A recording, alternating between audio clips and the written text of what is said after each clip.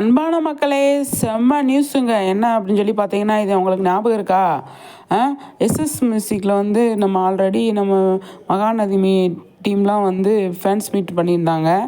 அதே மாதிரி இப்போ செகண்ட் டைம் பண்ணுறாங்க அப்படின்னு சொல்லி போஸ்ட் போட்டிருக்காங்க. நம்மளோட director sir first time fans மீட்லேயே சொல்லியிருப்பாங்க, இன்னொரு தடவை கண்டிப்பாக நான் வந்து வருவேன் அப்படின்னு சொல்லியிருந்தாங்க.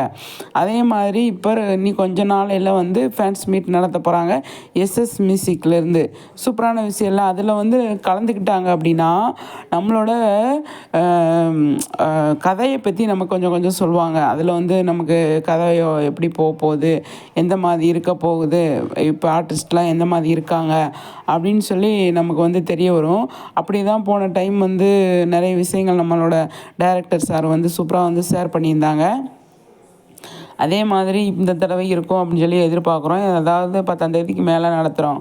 10ஆம் தேதி நினைக்கிறேன் பண்ணுறாங்க அப்படின்னு சொல்லியிருக்காங்க.